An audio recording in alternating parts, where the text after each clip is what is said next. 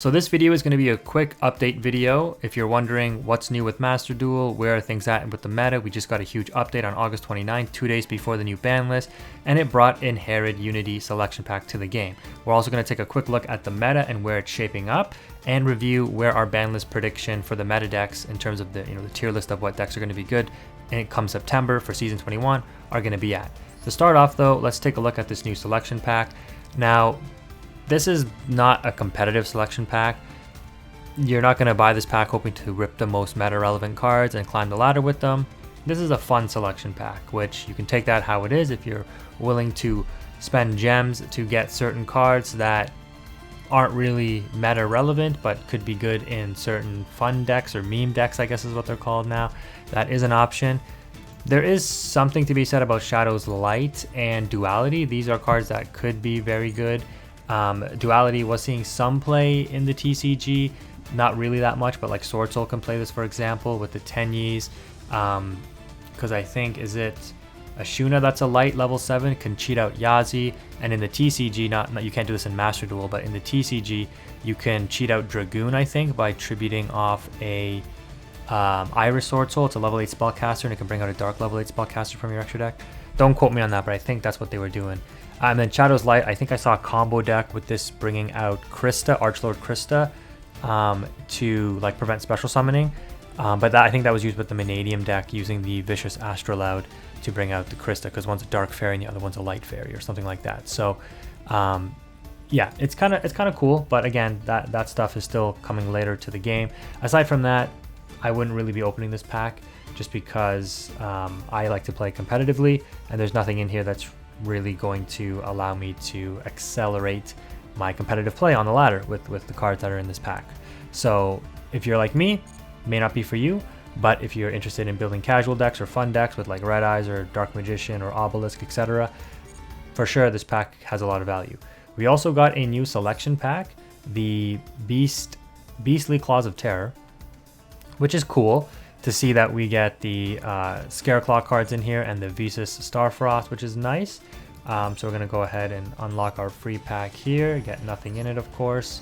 Okay, never mind. We got an ultra rare X-Saber Gothams, which, Super Heavy Samurai comes to the game unrestricted, I guess. This card can be used to hand loop 2 or 3 times, I think. So kind of interesting.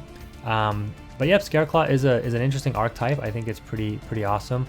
But again, if you're not building it, then it's not really too relevant. But it'll have most of the things that you need in terms of the rare cards, which is good. And this deck actually has put up some results in DK's tournament, so it is a little viable to be competitive if you're looking for an off-meta pick. So speaking of what's competitive, let's switch over to Master Duel meta, where we take a look at the tier list and how, I guess, the tournament scene is shaping up. And as predicted on my tier list, Dragon Link is skyrocketing to the top. Tier Limits is falling off, and I actually rank this a lot lower than most other YouTubers, I think. But Tier Limits will bounce back once people figure out the formula. Like if you take a look at the deck right now, this guy is using the new ban list, but it's exactly what you expect. It is going to be Tier Limits combined with another archetype to turbo out Chaos Ruler, because you just need more mills, right? So Chaos Ruler mill 5, you mill a name, you go into kick Kalos, you mill another 5. That's the name of the game for Tier Limits now. Still a very strong archetype if you can get the combos off, but you've hit the consistency, or Konami hit the consistency with the Merly ban, and so this is kind of what you're looking like running now for a deck. It has some synergy, like you could run like, I don't know, I guess maybe not. I was gonna say you could run like Chaos Angels because you're running Light and Darks, like the Foxy Tune with an Assault Synchron, make a Chaos Angel, so that you have protection and other extension plays. But again, it's gonna be kind of hard to do. You are running Zombie Vampire because, again, this is why Punk works so well with tier elements, because the 2 level 8s can easily just go Zombie Vampire and then mill another ton of cards. And yeah, like with Snow, with Bestial still, again, this is another Chaos Angel line. So you have some synergy. The problem is, you've only got 40 slots. So because of the Merly cut, you can't run pure tier limits anymore. Now you're using like a Punk engine, you're still using a Bestial engine, you're splashing in Fenrir's, you've got limited extra deck space, you still got to focus on the core aspect of, hey, I need to mill cards to activate my tier limit fusion. So that's what I mean. The deck is kind of just all over the place, but people will refine it over time, and it will probably climb back up to A tier. so that'll be interesting to see. But yeah, Dragon Link is doing work, like I said in my ban list and tier list review. You know, the deck is virtually unhit. Yeah, it's pretty standard list here. Even, you know, going above 40, you can play, or you can afford to play the additional hand traps, like you saw there. This guy was playing the Veilers, so you know that puts him. The 3 Veilers puts him at 43. The extra deck is unhit, so the deck is still very, very strong. And my list, if I was going to build Dragon Link, probably would mirror something close to this. Is my list actually identical to this one? I think it is. I think I might play like 2 White Dragon or 2 Black Dragon or something, but aside from that, I think mine is almost the same. Mine I think is 42, so I don't play Veilers, but yeah. And then the extra deck, I like this extra deck. Yeah, I like this guy. This extra deck is the exact same as mine. I don't play the Hot Red, and I don't play the level 1 Rocket Caliber either. I just think it's too gimmicky to try to get out every time consistently. So, and again, if you watch my videos, consistency is key to win games. And yeah, this is a very solid list. So top 4, not bad, not bad. All right, let's go ahead and look at Branded. Now I had a tier limits, and again, I said in my tier list video, Branded is not dead because of Branded Fusion going to 1. If it was banned, I guess that might be a little bit of a different issue, because then you can't search it with like Aluber, which you can search with the Branded opening, etc.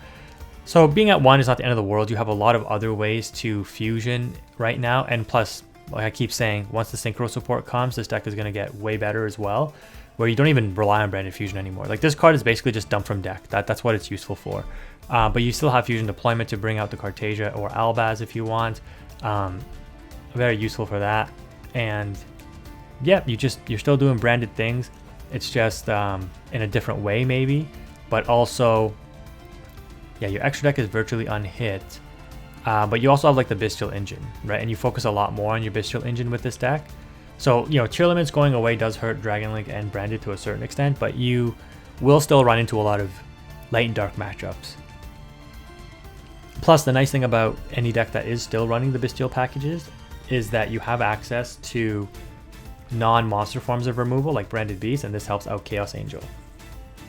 As well as Super Poly, which is crazy. And, you know, being a fusion deck, being able to run Super Poly in and of itself is just a huge benefit, right? So yeah, the deck is definitely still going to remain top tier.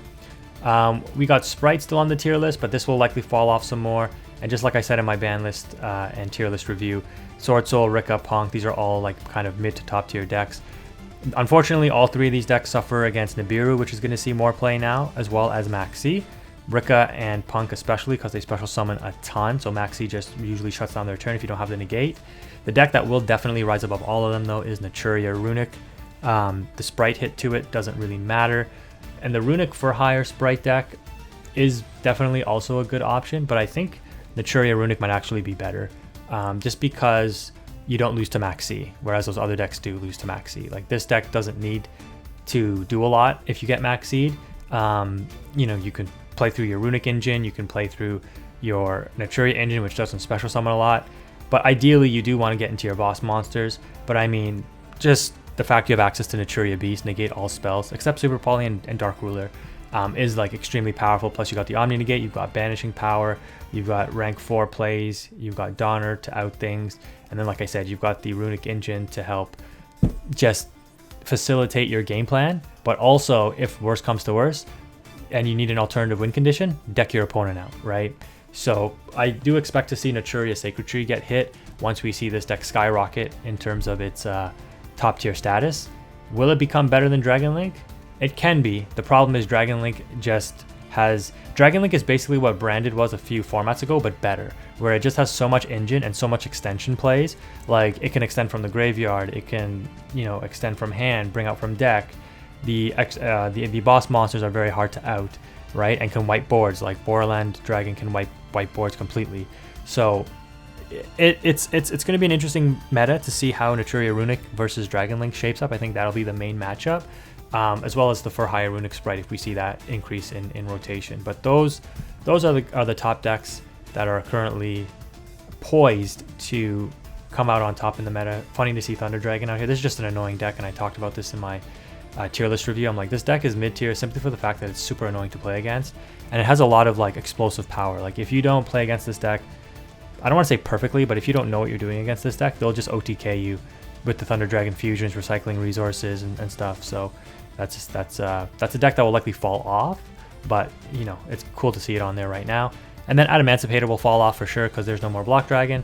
I bet you every single deck in here, yep, is playing Block Dragon. So this deck will definitely fall off into irrelevancy. So you don't have to worry about Adamantipator on the ladder anymore, or at least you shouldn't have to. But that's going to go ahead and wrap it up for this video, guys.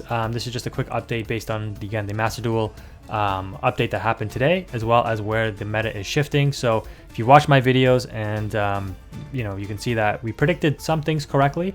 I mean, obviously Labyrinth is missing from here, but Labyrinth usually is not represented in tournaments. But the fact that the engine for Labyrinth is unhit, this deck will remain very, very strong because it plays the Grave Shufflers as well for discard fodder off of the furniture. And just the fact that these didn't get hit, where the Agito did get hit, you know, Labyrinth is still poised to be in a really, really strong position for ladder play. In tournaments, when you can side deck against Labyrinth, it becomes a little bit weaker, but Labyrinth as a like best of one is very, very strong. So yeah, we're gonna wrap it up there. Thank you again for watching. If you've made it this far in the video, let me know what you think in the comment section below. I'm losing my voice, but Quantum is out. Peace.